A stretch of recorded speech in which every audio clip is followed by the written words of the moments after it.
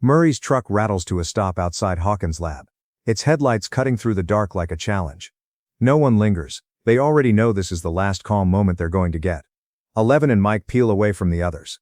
There's no big speech, just hands gripping too tightly, foreheads pressed together, the kind of goodbye that says everything by refusing to say much at all. Then it's over. 11 turns toward the lab with Hopper, Murray and Collie at her side, the weight of what she's about to do settling into her bones. Unseen by them, Loda Akers has already claimed the perimeter. His soldiers fan out with precision, acting on orders no one else sanctioned. Dr. K isn't in control anymore, at least not of this. Akers doesn't want 11 studied. He wants her neutralized. Inside the lab, Hopper tries not to think about that.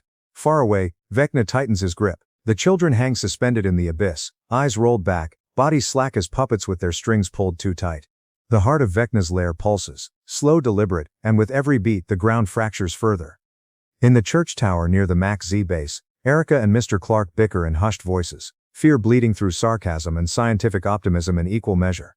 They're trying to convince each other everything is under control. Then Dr. K appears. She surveys the parked van, the equipment, the breadcrumbs left behind. At the squawk, the lights flicker like a warning. Across the veil, the others reach the upside-down version of the tower, and begin their climb. The structure groans under their weight, and Jonathan's earlier warning echoes in everyone's head. Slow, careful, no mistakes. Mistakes won't be forgiven tonight. Back in the upside-down lab, the tank hums to life under Murray's frantic tinkering. 11 stares into its glass and suddenly she's somewhere else, walking the same halls years earlier. Dr. Brenner's voice guiding her, coaxing her toward the moment she first touched the Demogorgon's mind. The memory lingers just long enough to sting. Hopper pulls her back. He lays out a simple system of knocks. One signal to wait, one to strike, one for danger. Murray heads for the roof, explosives in hand, already planning the lab's destruction once this is over. If it's over, promises are exchanged quietly. 11 insists Hopper leave her in the tank no matter what. This fight ends with her still standing or not at all. Hopper asks her to survive long enough to argue about Dr. K later. Neither of them believes the other will actually listen. Collie slips the blindfold over her eyes, stepping into 11's mind without hesitation. Hopper raises a hand in farewell, forcing himself not to linger. The lid seals shut. The climb stretches on longer than anyone expects. Wind howls through the steel lattice, rattling nerves already worn thin. Somewhere near the midpoint, Mike and Will stop, not because they're tired, but because there's something heavier than the climb pressing between them. Will finally says it. Plain, honest, no hiding behind metaphors this time. Mike doesn't flinch. He listens. Really listens. When he answers, there's no awkwardness, no retreat, just the steady compassion that's always defined him. Nothing changes, he says, not their bond, not their future as friends. It's not a dramatic moment, but that's the point. They move on together, lighter than before, as if saying it out loud freed them both. The tower doesn't wait. In the right side up squawk, Max blinks and the world melts. She's standing. Water ripples beneath her feet, reflecting a place that feels familiar and wrong at the same time. When Vicky returns, arms full of snacks, she finds Max frozen in her chair, eyes rolled back, breath shallow. Panic flares, until the air shifts. This isn't Vecna, it's 11, and Collie. They draw Max forward, into the dark between thoughts, and the station fades away. At the summit of the upside-down tower, Dustin, Lucas and the others reach the top just as the mist thins. What they see steals the breath from their lungs, the rocky underside of the abyss lowering itself toward Hawkins like a closing fist. There's no guessing anymore. They're running out of time. Inside 11's mindscape, the truth comes fast. Vecna is close, but not close enough. He's still anchored in the abyss, just beyond her reach. Then her hand brushes his, and the barrier collapses. The proximity does the rest, yanking all three of them sideways. They land in Hawkins High School, frozen in time. November 6, 1959. Lockers gleam, footsteps echo. A play rehearsal hums in the background. Max recognizes the details immediately, rattling off connections, faces and moments that tie back to older lives, older sins. But nostalgia doesn't hold them long. Vecna is here, somewhere beneath the memory. Back in the right side up, Dr. K arrives at the squawk. Vicky barely has time to react, hauling herself and Max into a hidden compartment as soldiers flood the station. Control shifts hands in seconds. The problem reveals itself all at once. In the upside down, the radio tower's spire isn't aligned with a rift. It's lined up with solid rock. The abyss won't pass cleanly through. It will collide. Crush. 30 seconds. Hopper's signal echoes through the tank. Once. Twice. Strike now. The memory around 11 fractures as masked performers rehearse on stage, skulls grinning under harsh lights. The abyss slams into the tower, steel screaming as it buckles. Hopper pounds the signal again, desperation bleeding through the rhythm. Curtains fall. Max pulls 11 forward, through the collapsing illusion and into Mr. Watson's house. Elle doesn't hesitate. She reaches for Henry and finally makes her move. But the tower pays the price. Metal tiers, the structure lists, and high above the upside down, Steve Harrington's footing slips and gravity claims him. Jonathan's grip snaps tight just in time. Steve drops then stops. Fingers claw into denim. Weight shifts and Jonathan hauls him back against the tower. For a split second neither of them speaks. Then Steve exhales a shaky laugh, and they move on. There's no time to dwell on almosts, because the abyss is here. It presses close enough now that the rifts bloom wide along the tower's frame, gravity bending strangely around them. One by one Nancy leads the group through. They step into the abyss for the first time, silhouettes stark against the pulsing terrain. The scale of it steals their breath and somehow sharpens their resolve. This is where it ends. In Henry's mind, he rises from the floor where 11 threw him, anger giving way to calculation. He walks straight into her trap. 11 lets herself be taken. Kali vanishes the children behind illusion, forcing Henry to confront what he is without witnesses, without control. The truth lands hard. He is the monster. He always was, but realization doesn't stop him. Vecna claws into 11's defenses, senses the children slipping away and lashes out. Kali strikes, the blade descends and Henry is gone. Not defeated, escaped. Out in the abyss, the group advances toward Vecna's lair, unsettled by how quiet everything is. No creatures, no resistance, just the slow oppressive thrum of something alive beneath the ground. Steve and Jonathan finally talk like adults, grudges dissolving into something like trust. It feels like a breath before the plunge, and everyone senses it. They reach the lair. The story fractures. Inside Henry's mind, Max, 11 and Kali usher the children toward the cave, but the truth crashes down. Henry vanished because he left his mindscape. He's loose in the upside down now, hunting 11 directly. At Hawkins' lab, Hopper waits. Seconds stretch. He paces. He notices a smear of herbicide near the wall. Odd, wrong. Then gas pours from the vents. His vision blurs, and memories bleed through. Sarah, loss, regret. Kali's voice urging sacrifice. Vecna steps out of the hallucination, needling Hopper with every failure he's ever carried. Hopper fires. Vecna vanishes. The bullet punches through the tank. Blood clouds the water. Hopper's world collapses as he smashes the glass and drags 11 free, only for reality to snap back into place. 11 isn't wounded. The tank isn't broken. Vecna never stood there. It was all illusion. By pulling her out, Hopper severed the connection. Max and Kali are ripped from Henry's mind along with her. Elsewhere, Dr. K seizes Max and Vicky, her eyes catching on the whiteboard at the squawk. Operation Beanstalk.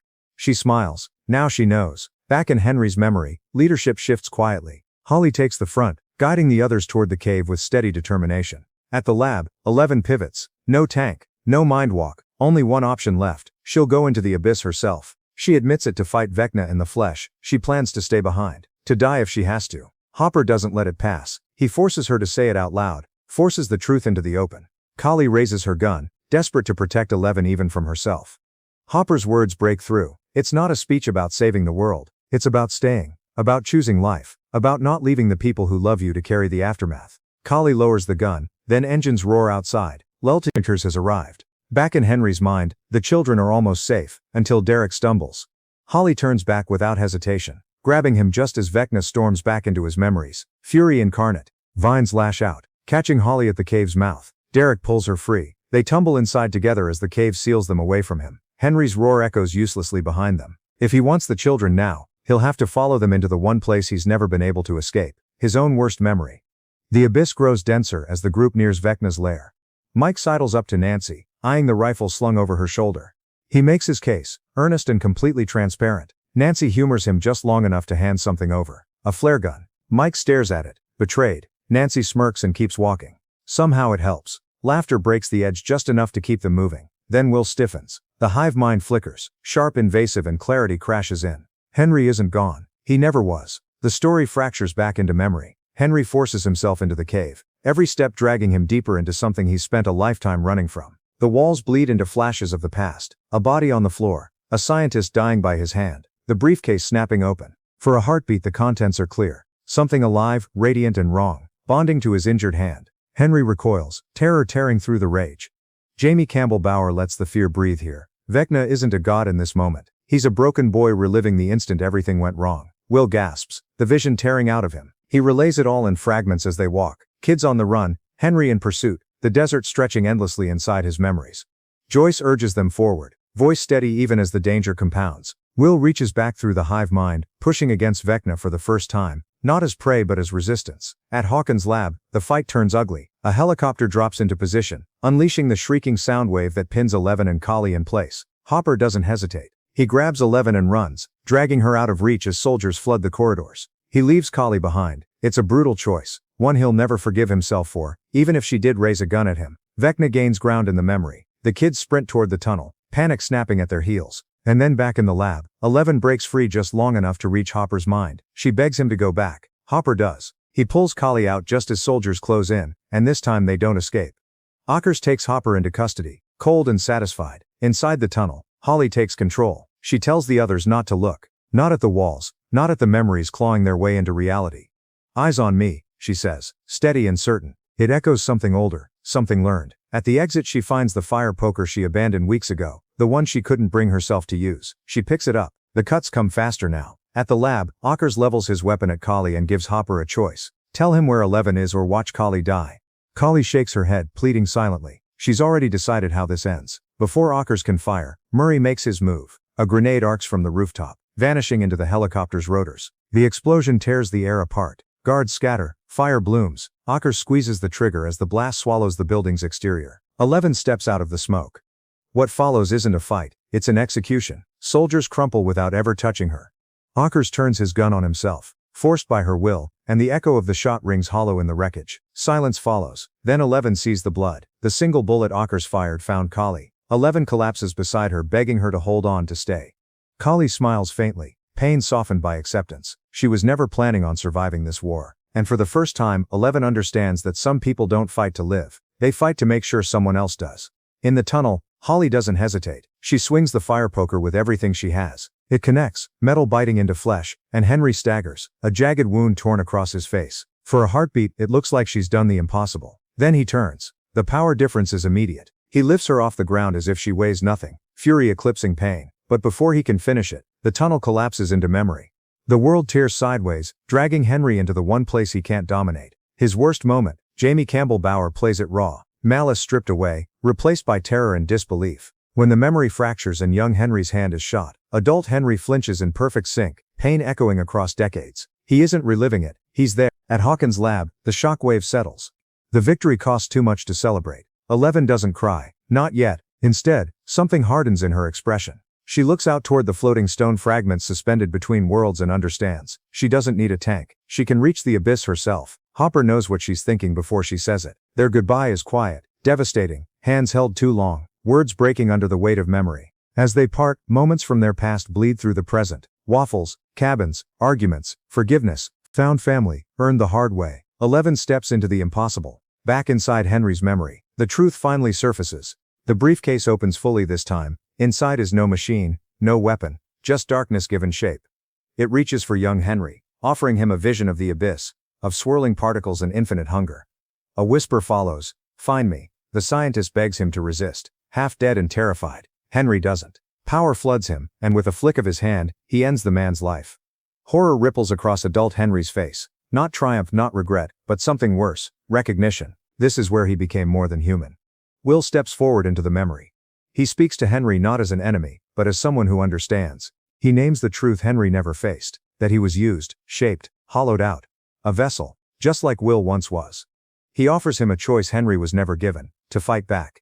Henry's answer is chilling. He didn't resist, he says. He chose, not because he was controlled, but because he wasn't alone anymore. And then the lair moves. What they thought was a structure peels apart, unfolding into something vast and alive. The walls breathe, limbs stretch. The lair is the Mind Flayer, whole and present at last. It gives chase. The Abyss group runs, dwarfed by its scale as tendrils tear through stone and air alike. The sequence is pure nightmare, beautiful, terrifying, unstoppable. Just as it corners them, impact. A rock slams into the creature's head with impossible force. 11 stands at the edge of the battlefield, dust swirling around her, eyes locked forward. She's made it, and the fight begins. 11 doesn't hesitate. She launches herself upward, pure force carrying her through the air, and rips straight into the creature's chest. Flesh and shadow tear apart as she reaches inside and pulls. Vecna is wrenched free from his perch, dragged screaming into the open as gravity and fury finally claim him. They collide hard. This isn't strategy anymore. It's survival. Every strike carries the weight of everything they've lost. Everything Vecna has taken. One mistake here means death. Outside, the others understand instantly. Hurting the Mind Flayer is the only way to weaken Vecna. Nancy doesn't wait for discussion. She steps forward, weapon raised, drawing the creature's attention with ruthless confidence. She becomes the target, exactly as planned, and opens fire just in time to disrupt Vecna's killing blow against 11. Inside the chaos, 11 adapts. She kicks up clouds of debris, blinding Vecna. using misdirection the way Kali once taught her. It buys her seconds. Seconds matter. The Mind Flayer retaliates. It lunges toward Nancy, chewing through solid rock as if it's nothing, jaws snapping inches from her as she empties magazine after magazine into its gullet. The ground buckles. The abyss screams. Then fire rains down. The rest of the group emerges along the cliffs, unleashing everything they have. Flamethrowers, Molotovs, desperation. Flames crawl across the monster's body, illuminating the battlefield in hellish light. Inside the creature, 11 drives Vecna backward toward a jagged spike of bone and shadow. Below them, Dustin and Steve hack into the egg clusters beneath the monster, rupturing the hive mind from the inside out. Vecna makes one last attempt. His arm elongates, sharpening into a spear, and it almost finds 11. He's stronger than he should be. Angrier, more afraid. Then Will steps in. From within the hive mind, Will seizes control, not gently, not cautiously. He tears at Vecna's connection, ripping his arm away while telling him the truth. They're not afraid anymore. They never were. Vecna screams. 11 finishes it. She drives him onto the spike, pinning him in place as the Mind Flayer convulses, its heart shriveling and collapsing in on itself. Fire consumes what's left. The abyss goes eerily still. When it's over, Nancy climbs into the smoldering remains and finds 11. Together they tear Holly free from her cocoon.